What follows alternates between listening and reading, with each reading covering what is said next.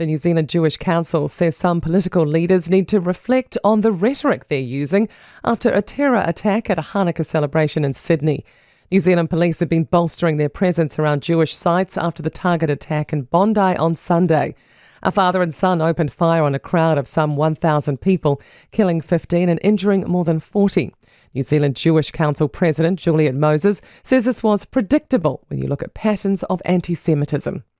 We know what to look out for when you get this kind of mob mentality and people egging each other on. It leads to actual violence. It's thought the government books will be in worse shape than forecast in the budget.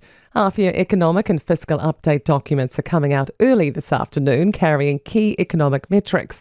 Treasury also releasing a budget policy statement outlining priorities for upcoming spending and initiatives. Infometrics principal economist Brad Olsen says the third quarter's been strong, but Treasury's forecast is based on a weaker second quarter. Realistically, the economic recovery that Treasury had been expecting through the course of 2025 hasn't been going as quickly as expected. A sobering reminder of the dangers of alpine environments as two climbers remain overdue from the Aoraki Mount Cook summit.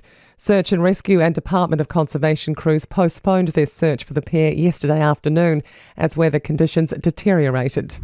New Zealand could lose 97% of its glaciers by the end of the century. A study published in Nature Climate Change finds that's the case if the planet heats up to 4 degrees above pre-industrial levels by 2100. If models at warming are kept to 1.5 degrees, the Paris Agreement's target, roughly half of the glaciers would survive.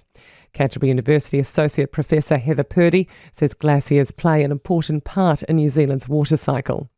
Glaciers store water in its frozen form and then actually release that water at times of the year when we need it most, when it's actually warm.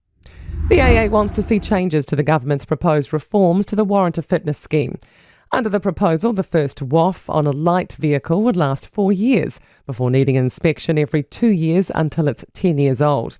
AA Principal Policy Advisor Terry Collins says extending the first inspection to 4 years will mean more wear and tear on brakes and tyres. He says a review in the UK found the cost savings were not worth the risk. The 32-year-old son of Hollywood director and actor Rob Reiner is in custody after his parents were found dead in their Los Angeles home.